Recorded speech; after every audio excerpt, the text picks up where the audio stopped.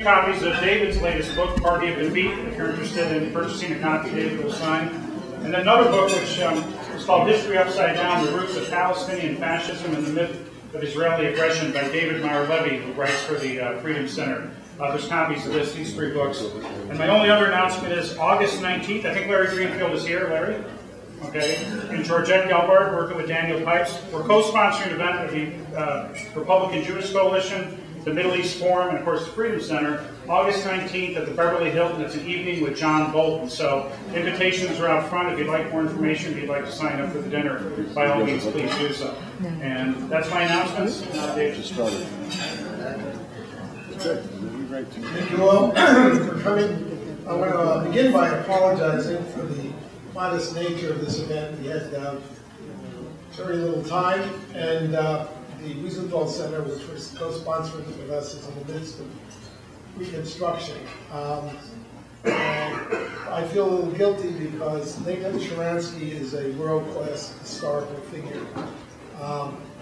And it's important for us and our children that he has much bigger events when it comes to this country. He has been, he is a symbolic figure, has been the leader, one of the leaders of the struggle against communist totalitarianism, a leader in the struggle for Jewish survival, and a leader, therefore, in the struggle against Islamic totalitarianism as well. He has written a really important book, which we have here.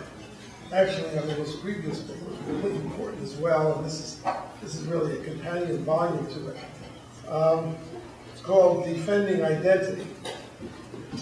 When Sharansky was still in the Soviet Union, the Soviet Union was still the Soviet Union, he was what the Russians used to call Jews a rootless cosmopolitan, and didn't have a strong Jewish identity. But in his struggle for freedom, they put him in the Gulag for 9 years,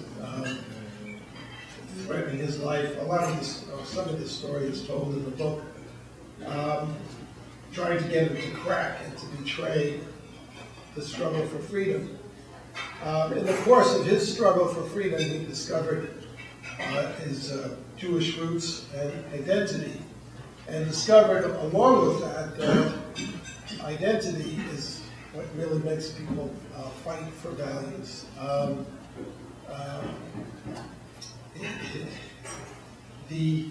And this book is about that people who have a religious belief, people who have a religious identity, and people who have a national identity are willing to die for their principles, so that they are vital to the struggle for freedom.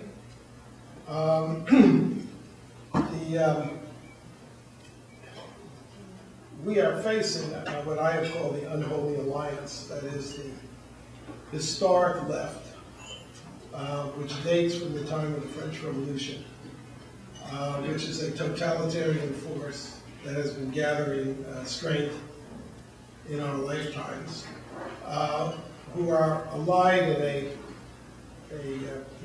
pact of convenience with the Islamo-fascists.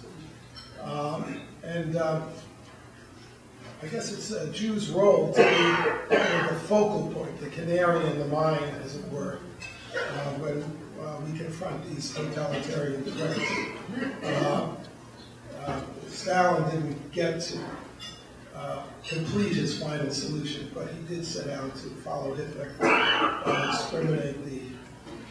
exterminate the Jews, and but never, of course, in these whatever it is now, 70 years of totalitarian struggles for totalitarianism, has the desire to exterminate Jews globally been so naked, and very few people seem to care. The people who do care are the people who are on the front lines of the battle against this global threat, against democracy and freedom itself. their allies in this, we used to call them fellow travelers during the Cold War, are so-called liberals who are deluded into believing that abstract principles will rule the day. Therefore, if we are attacked by religious fanatics who want to destroy us, we have to look and see what we did to antagonize them. But a life in politics has convinced me, you don't even have to spend a life in politics to understand that human beings are not rational and that these issues are not settled rationally. I have been writing as a conservative for 20 years. I don't remember ever having my arguments confronted as arguments and dealt with. I've been called a lot of names, but that hasn't happened. Also, democracy doesn't happen by people thinking in an abstract way.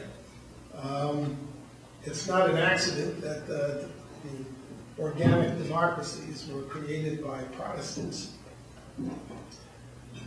in the West.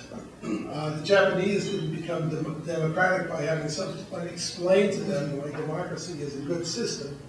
They had an atom bomb dropped on them and devastation from being an imperial power. And then they were occupied for 5 years, a mistake we made in the Iraq War, to just take control of it and school people in democratic values. So when people fight for principles, it's from their roots in a concrete reality. This book is a brilliant book. I hope you all get it. It will just make you think about these questions in a different way. I just can't say enough about my admiration for the man who is now going to speak to you.